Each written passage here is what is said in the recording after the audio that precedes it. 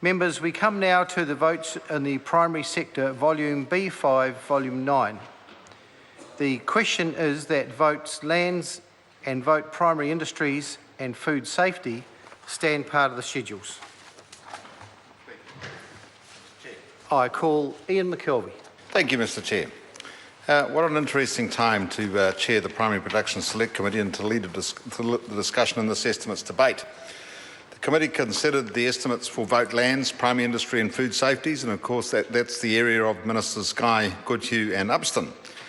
I think we need to look back a little to look forward at this time, and looking back at the merger of MPI and the ministries that made up the merger of MPI as it moved through that process in the last few years, we look at some very testing times it's faced. We look at a couple of factors, I think, which have emphasised the value of that merger. The fruit fly outbreak in Auckland recently, or earlier in the year, has been very successfully combated by an extremely strong team. The 1080 contamination threat also was, in my view, very well handled in a very difficult environment by a very strong and capable ministry performing cohesively. The recent budget provides for some $179 million for border control and domestic biosecurity risk matters. $24.9 million more have been allocated to border security and increased dog and X-ray based facilities.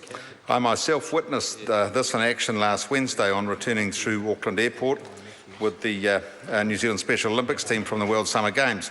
Very successful team it was too.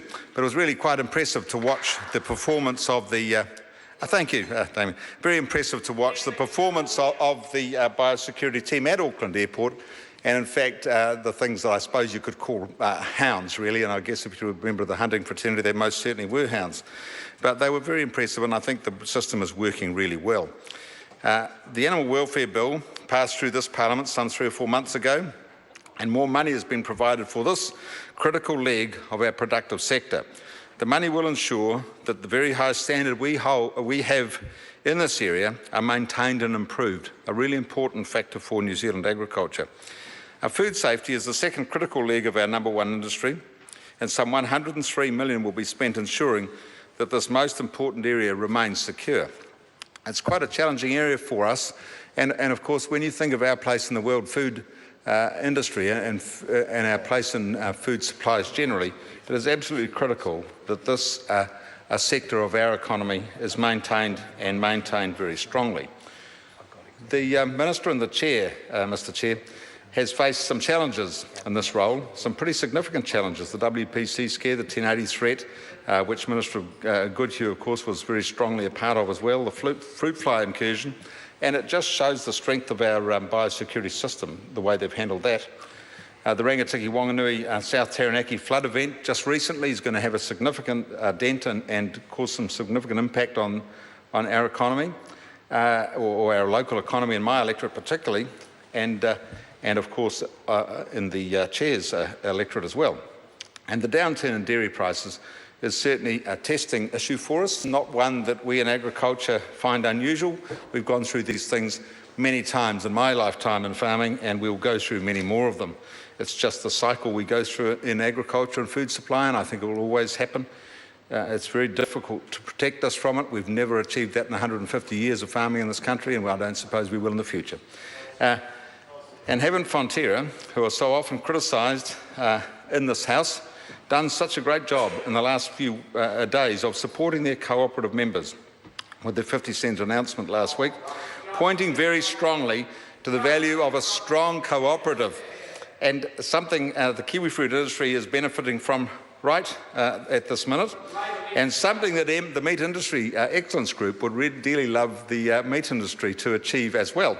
It really does point to the strength of a cooperative in a very small economy, and I think most important that we have this kind of strength and that those cooperatives and the companies that operate in New Zealand have the confidence in the ministry, or in the various ministries I guess, to ensure that our industry stays in the prime position it's in. I want to touch on building capacity through investment with the Primary Growth Partnership and people. and three aspects of that in particular. I want to talk about the seafood precision harvesting PGP, which is really, when you think about the potential it's got, is going to achieve some hugely exciting opportunities for New Zealand and for the New Zealand fishing industry. If it can achieve what it certainly looks as though it will achieve, we're going to see our fishing industry restocked. I call the Honourable Damien